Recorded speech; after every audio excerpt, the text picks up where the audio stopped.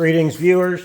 Thanks for joining me out in the shop today for a minute on how to bead balance your wheels. Now, I have these balanced and they do okay, but when you go off-roading, you can lose some of your weights and then it rides funny. And I've always wanted to do the bead balancing, and it's really pretty easy. Take your valve core out, that's what I'm doing here real quick. Let all the air out of your tire. I'm trying anyway. There we go. I'll put that up where you won't lose it. When that gets down, I'm going to set the high lift up, okay?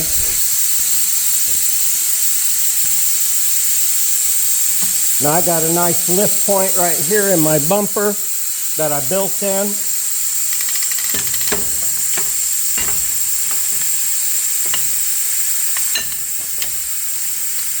So just kind of get it set pretty close. Now I'm going to drop you down there so you can see more what's happening here, I hope. Yeah. As air goes out, start jacking it up. You can see I'm a little ways away from the wheel, so smack your high lift over so it's nice and close to your wheel lip. You may find that you have to stand on the other side of your tire depending on how easy it wants to give up. This will save you going to the tire store and paying them $45. That's what they wanted for me to pop these loose and dump the beads in. So let me get this one to come loose. As soon as all the air's out of it, of course, it'll go a little better.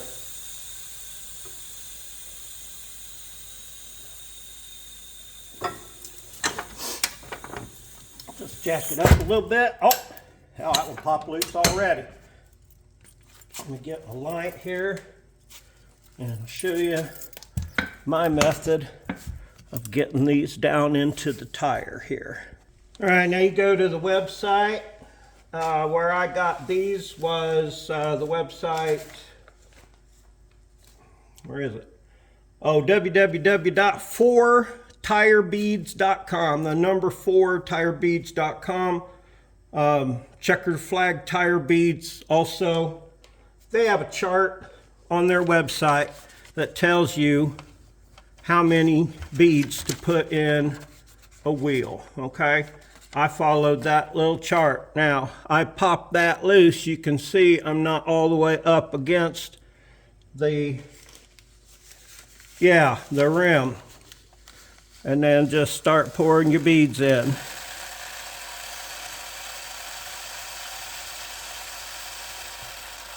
Now, I need at least 8 ounces per wheel. And I ordered 2 extra bags so that I could add a little bit extra, because it said adding a little bit extra is okay. Make sure you get them all pushed over there, even though they will all go as you go to put the tire back on. Now, go ahead and put the rest of my 8-ounce bag in. My son uses them on his tires. He said they do great. I've talked to a couple other people. I looked at some websites. Now they're small and they look like they should fit in through your valve stem, but it says right on the thing, don't try to put these in your valve stem. So of course I tried that and they are correct. They don't go in, they just block up. If you did them one at a time for the whole bag, perhaps you could pull that off. Now, I don't have fancy compressed air for resetting my bead. I'm going to take this little knife blade and kick those little beads over. There's a few that are on the outside here I don't want them to cause a problem with my tire, so I'm rolling them up and getting them where they need to be. Okay, now let me raise this jack up here real quick and show you how to get the tire the rest of the way back on without fancy air. Now, mine said because of my tire size, one said you can go by weight of your wheelin tires. The other one said just go by your dimension. Okay, there we go. Now get that out of the way. Don't smash your foot with it. Okay, now you can see there how the valve, see it there, it's caught behind the lip just a little bit right there. Kind of hard to see it. Yeah, there you can see it. So what I do there, I'll push the bead the rest of the way off, give it a jiggle or two, smack or two with the hammer, can't hurt it. And you'll get up over that. I know you will, because I am. There you go. Ow, don't hit your rim. All right, now it's popped up all the way around it. And I'll show you, you can get it without fighting too much, without having a hard blast of air, since you got one side still on. Put your your valve stem back in. I do anyway right now. Or you could do it after too, I suppose. I'm just showing you what I do. I'm not a mechanic. I am not certified tire bead installer guy.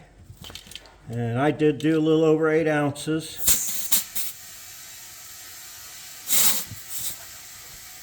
Oh, look at that.